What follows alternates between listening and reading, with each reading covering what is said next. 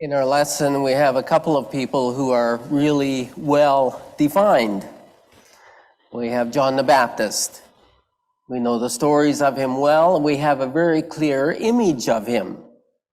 We know him by having lived in the wilderness, how he was dressed in a camel hair, how he ate certain things because of his environment. And he says, I am not worthy to stoop down and tie the sandals of the one who is coming after me. And we have a very clear image of Jesus, marking the baptism of Jesus by John the Baptist, that they were along the waters and he was baptized, and the Spirit came down on him and descended on him. And God said, you are my child. We're very strong defining of Jesus as the Savior. And so today we mark the baptism of Jesus. I've sometimes thought that we should make this even more special and more recognized than Christmas. After all, Christmas kind of evolved out of the pagan traditions within Rome. It has a lot of hoopla associated with it. And sometimes I think it would be good to leave behind some of that excitement and hoopla for this time, in which we recognize that Jesus began his public ministry. This was what was important to us. It was the beginning of the church, the faith that we share together, because Jesus went out and preached the gospel about peace and hope for everyone. Brought many important lessons to us about how we should live our lives. He helped to define us. Well, we get defined in many different ways. Johnny Bauer, the maple leaf from years ago, was defined as the wall of China because of his great skills in being in the net. And Adrian Arsenault with the CBC is defined as a great and aggressive journalist that goes out there and gets the story. And Galen Weston is defined by his wealth, if nothing else. And so what defines you? Often it's by our occupation, especially for men. One of the first things we ask when we meet somebody is, so what do you do? And that says a lot about us and about our personality and what seems special and important to us. Or we might be defined by our personality. We might be seen as outgoing or reflective, as happy or sad or friendly. We might be defined by the kind of personality that we offer to other people. Or we might be defined by our circumstances, that we are homeowners, by our marriage status, by our race, by our height, and so forth. There are many things that can define us. In his 2005 book, Blink, Malcolm Gladwell talked about how we define people so quickly.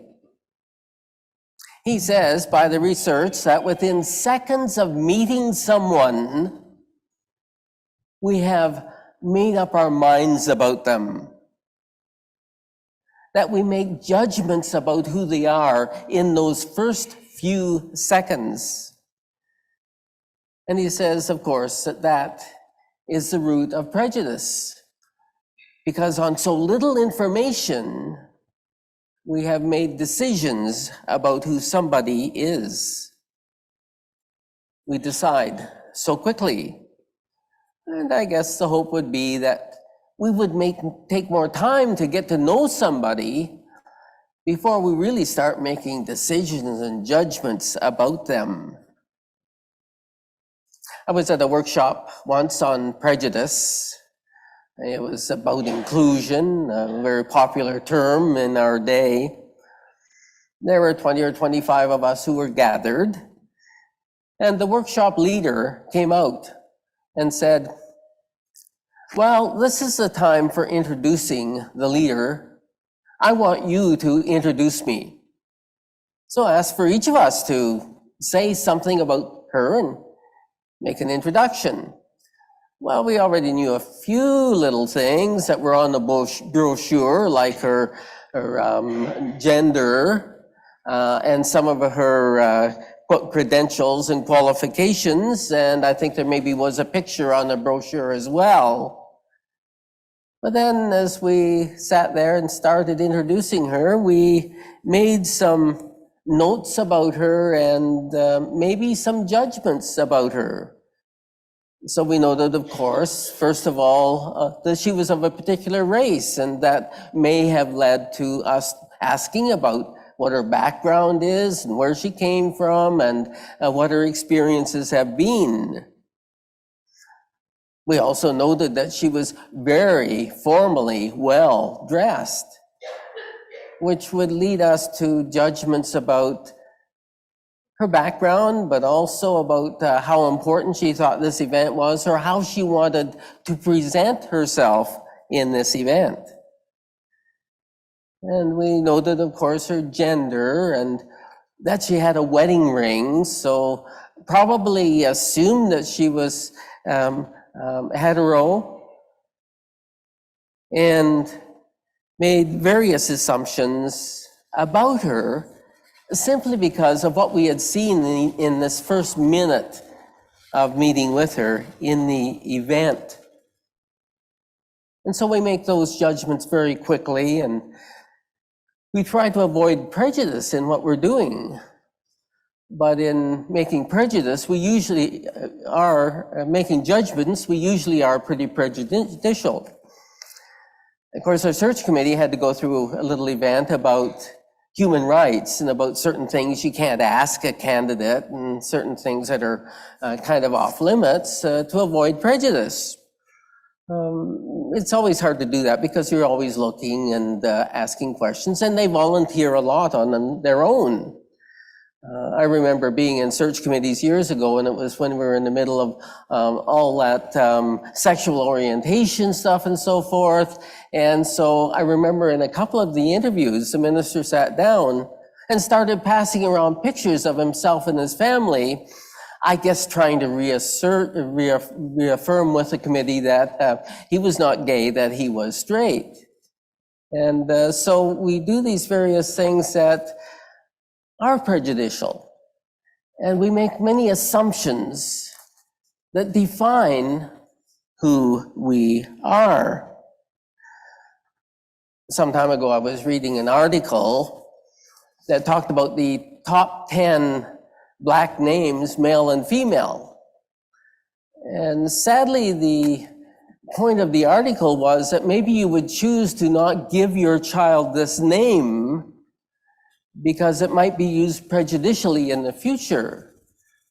Because if a job application comes in and the name is Dushan, there's an immediate recognition that that is a Black name, and that it might lead to prejudice in dealing with the application. Our names are often an indicator of a lot about ourselves. I remember when my daughter was getting married, she decided to take her husband's name. And I said to her I was a little surprised at that in that time years ago, because she is so pro-female rights, and that why would she not keep her birth name? And she just said to me, well, you know, Dad, it's all the male line, which is true. When Margaret and I got married a dozen years ago, she had to go through all that decision about, well, what do I do about name? And I thought she might go back to her birth name, Samaru, but she decided to take mine because it just seems simpler in these days to not have so many names around. She notes now, of course, every time she goes to a medical appointment, which some of you might experience, that the person will come out into the waiting room and call out the name because they're ready for you, and look at the person's face to see what kind of surprise there was that she would be the one that would get up and respond. Today we mark the baptism of Jesus. It was the beginning of his public ministry, the beginning of all that is important to us. And it is important to all Christians because we see this as a defining time for us. Baptism is a ritual of definition. It is when we recognize that someone is joined into the family, body and soul in the church. We are welcomed into the family of the church. In the Council of Trent in 1563, it was declared that every parish was to keep a record, a list of all the people who were baptized. And that became very important as a way of keeping a registry of all the people. And it was used by the whole community. Well, that's less important in this day. First of all, we don't worry so much about those records because they are kept in the secular world so well. So yes, we have a register in our church for baptisms and marriages and burials, but the provincial statistics really don't depend on that anymore because we have other means by which those things are recorded.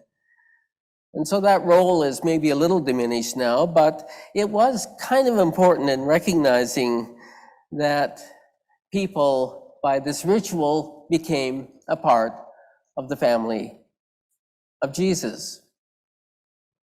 Less important also now because not everyone gets baptized. And we would live in a very inclusive world where we have many faiths that come together. And so sometimes it can be seen as almost an exclusionary thing, because in our time, what we recognize is all you people who are really welcomed into the church and who work so hard for us and are a part of us, that it's that practical thing that is more important than that ritual that maybe was held for some of you. We are very much enriched by that more inclusive community now where everyone does come together.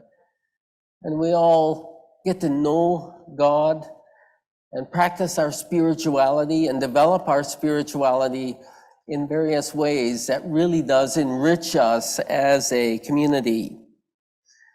How do we define ourselves? Well, we come together today, defining ourselves as a part of Arundel United Church, and that's a very special thing for us and very important for us. And we are very committed to that and really look forward to future ministry and all of that. We define ourselves by our commitment to following in the ways of Jesus. We read the scriptures, we sing the hymns. We define ourselves by wanting to be like Jesus in the things that we do. That we want to be able to be open and forgiving and welcoming and caring the way that Jesus was in all those stories that we have of Jesus in his ministry. Today we define ourselves as children of God. That God created us, made us, a great miracle of birth, that God guides us along the way in these days. Let us join together in prayer. Oh, gracious God, we thank you for making each of us and for making each of us special. We thank you for this ritual of baptism, and especially the story of the baptism of Jesus. We know that you came down and raised him up, raised up a good person, and called him your child. And so you reach out to each of us and call us your children, and we follow in your way. O God, we thank you for this way in which you have truly blessed each of us.